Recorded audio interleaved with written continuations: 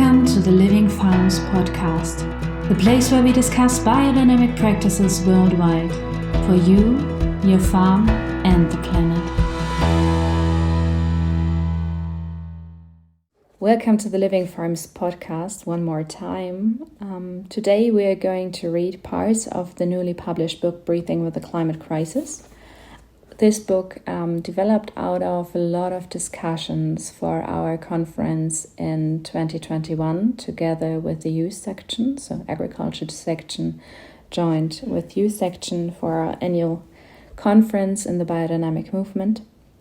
And we had a lot of discussions how the climate crisis and our attitudes towards this crisis actually influence the biodynamic movement, how anthroposophy could be a solution for the climate crisis, what kind of thoughts would be beneficial to tackle this climate crisis. And we wrote this book mainly for policymakers because we joined the COP in November 2022. And we wanted to give the policymakers a new kind of perspective on the hand, to look at the food system in a new way, to look at the world in a new way. And that's basically what we tried. We didn't came up with a book that includes a lot of facts, but that really tries to speak from the heart and tries to connect with you. So it may irritate you, it may inspire you. We're happy to receive your feedbacks, so enjoy the listening. A new beginning. This is for you. You can answer or listen, pass it on or ignore it. It's up to you. It's your decision. We need air. We need breath. We need a new horizon, a new narrative, a new perspective. We know almost everything. We know about climate change and the loss of biodiversity. Animals are dying, plants withering. We know about us human beings who do not listen to each other. We know about the challenges of our times. We know so much. Theoretically, we know what we would have to do, could do, should do, must do. But we rarely do anything. We hear shouts, we fight an invisible enemy, we fight something, we fight each other, we fight climate change. We fight the changes of our times. We fight the destruction of the earth. We have a feeling of suffocating in what we must do, could do, should do, in what we know, in the challenges of our times. How can we draw breath nowadays? How can we breathe when our footprint only does more damage? How can we breathe when our action contributes to more CO2, less biodiversity, and greater injustice in the world? I am seeking new perspectives, a new viewpoint of our role as human beings, fellow human beings on our earth, our relationship with each other. We can do it. You, I, the earth. Together. Together we want to make a positive footprint. We want to breathe. We want to act. It needs you. Some things we can do alone, but many only together. Our times are asking for a change, all the way down to the roots. A radical change, a quick transformation. Get started. We are the earth. One chapter is coming to an end. We have reached a full stop. A new chapter will follow. The new story. We are those who write and those who are written about. Just start writing. Chapter 1. Your Earth. It has already been said. From indigenous people all the way to Johann Wolfgang von Goethe, all over the world. The earth is a living organism, a being, a counterpart with her own rhythms, with her own development, a biography, with her own task in the great fabric of the cosmos. Just assume for a moment that we had a different point of view on our Earth, a different one from the one we have nowadays. A place where plants and animals have their kingdom, a place where man has arrived, a place where all creatures live in the breathing rhythm of this earth. Can you experience the rhythm? The earth sees you, bears you, feels you, hears you breathing. She is you. You are she. Yes, a change of perspective. What would change? How would our relationship to the earth change? Would our actions change? Yes, our actions. Let us accept the thought experiment of the earth as an organism. She is not a lifeless object, no, consisting only of minerals and resources. She is not a broken machine with replaceable parts. Your earth is part of the cosmos and our solar system.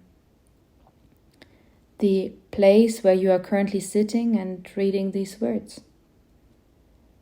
My actions in one place also affect your place. They can be experienced directly. Sometimes it takes time to become aware of it, but it can nevertheless be experienced. My action influences another place, far away from me. Global thinking enters the local action that I take, and vice versa. Seeing and learning complexity, feeling empathy, experiencing the earth as an organism, life, allowing life, and living her, helping to create her. A great task. Images help as a bridge to find new perspectives. We are human beings. Various organs act in us. They interplay enables us to breathe, live, and develop free will. If one of the organs is injured, then the interaction of the whole organism is impaired. We get hot, get fever. We feel a change of our climate in our bodies. Our immune system is often able to help. But if important organs, the lungs or the heart, are damaged, it is difficult. Difficult to act effectively and healthily, difficult to go on. There are limits when particular values are exceeded. Too little blood or too many harmful substances in our bodies, then everything collapses. This can lead to the death of the whole organism.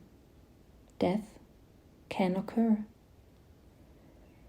But you are nevertheless more than this, more than the sum of your separate parts. The skin encloses an independent being, your being, carried by its own rhythm, breathing, digestion, waking and sleeping phases. Are you awake? Let us apply this picture to our earth. She has a skin, she has organs like seas, rivers, landscapes, fields, plants, pastures, and animals, mountains and minerals. Our Earth, the blue planet, has a heart formed of oceans. The rainforest, the Amazon basin, is not called the lungs of the earth for no reason. The soil with its breathing humus layer is something like a diaphragm. Yes, we know this. We have already heard about it. But have we really thought about this image, internalizing it? The earth is a living organism, not a broken machine that can be repaired. Let us go more deeply into the ideas about the earth organism. Our soils are the bearers of life. They are one of the most essential organs of our earth. They are the basis for our food, minerals for our technology, precious stones and fossil fuels as fuel for our old society. We are destroying this basis, eating her up, eating up our own existence, the ground under our feet. Destruction is no longer an option. Destruction is no longer an option. With our actions, we are pushing the heartbeat of the earth towards zero, finished, over, an end. You are the heartbeat of the earth. Run, run, run, movement. Let us look further at carbon. Everything on this planet has a particular function. Each organ has a meaning. The role of carbon for our earth, who knows what it is? Who's looking for it? Everything organic on our planet consists of carbon to a certain degree. Carbon combines. A living and creative task. Right from the outset, plants devote themselves to the task of absorbing carbon and enabling the animals and people on this planet to breathe. Fossil fuels, petroleum and coal, once upon a time they were living plants. Irony? Something that once gave us air to breathe, in its combusted form now takes away the air. The balance between the giving of plants and the taking of humans, where is it? Is it a strong and healthy breath? Carbon has also created a connection in universal language, measured and expressed in positive and negative CO2 equivalents. These are universally valid and clearly technically defined. They now function as a currency, as the basis for decision-making, but also as an expression of acute threat. Carbon has become a language of global understanding. It enables a global debate. We have joined in. Perhaps carbon is not just something bad, but only at too high a concentration in the wrong place. What are the roles of carbon? Destroying? Creating, killing, giving birth, breathing in, breathing out. Come.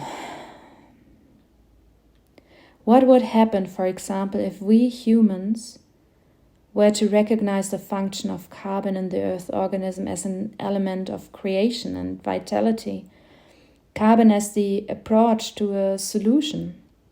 When farmers actively bind it in hedges and soil, they create, they nurture. Could carbon become the basis for a renewed, healthy breathing? Does the breath need a different rhythm? Breathing is rhythm. Rhythm is breathing. Learning rhythm, learning to understand. Every human, every organism has its own rhythm. Is the organism looking for relationship? Integrated into the cosmic fabric, relationship to sun, moon, planets and stars. You are the cosmos. Our heart beats differently when we are healthy than when we have to fight a flu. Our sleeping and waking rhythm are affected by our activities during the day, for what we have given ourselves as spiritual and physical nourishment, and from our general stress level. The heart beats cosmos. Have we as human beings forced our own new and not really suitable rhythm onto the being of the earth?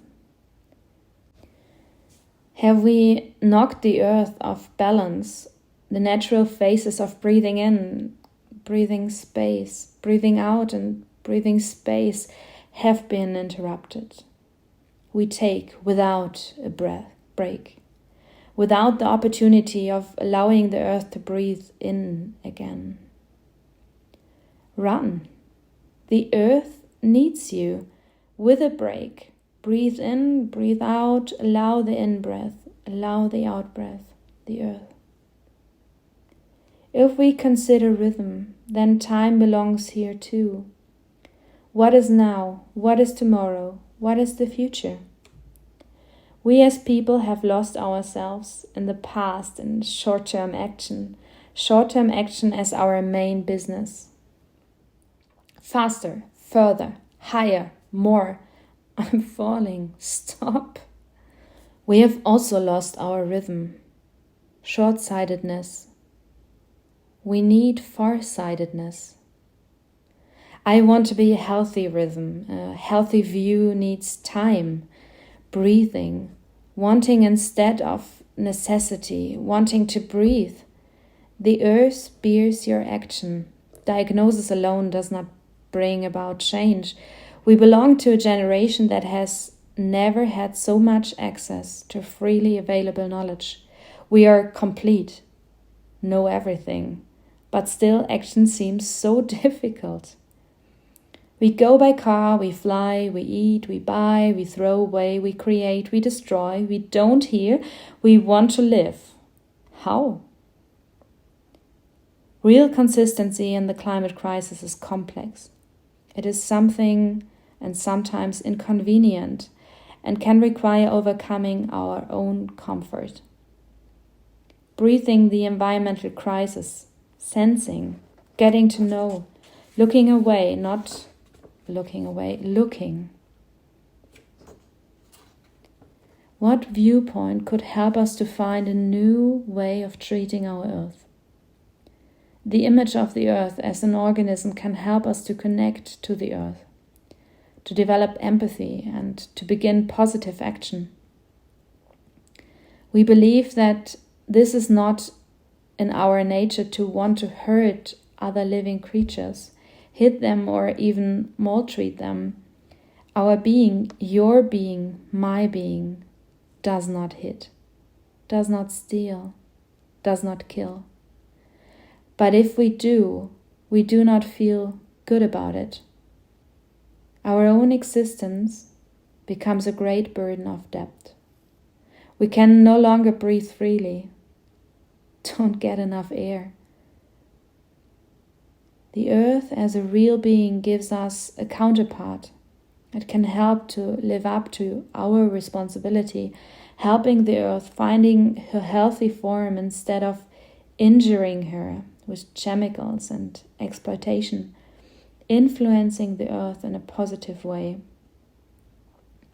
Now the question arises as to what we do if we have injured the earth as a living being too greatly. Do we run away into space, into the new digital world, to live there in the future? Do we as humanity really want to leave an injured being behind? I don't. Do you? We love the earth. Chapter 4. Wanting a global society? How can I breathe? Socially, culturally, environmentally, and spiritually. How can we breathe? Can a new, healthy breath arise from a newly wanted global society? A society that sees, affirms, and welcomes the earth, cultural plurality, and every individual. A global society that can affirm the whole in a healing way. Does it exist in our thoughts, in our hearts, and you? Illusion? Vision. The call in you, deeply linked to you, to all, to the earth, will something be born. Something wants to start to breathe, breathing with the climate crisis. It wants to be born out of love, to come to the earth, love. It wants to become love. It wants to become the sun. It wants to become light warmth. humans, earth, sun. The you made the I possible. The I makes the you possible. Because of I and you, there's the world. There is the earth.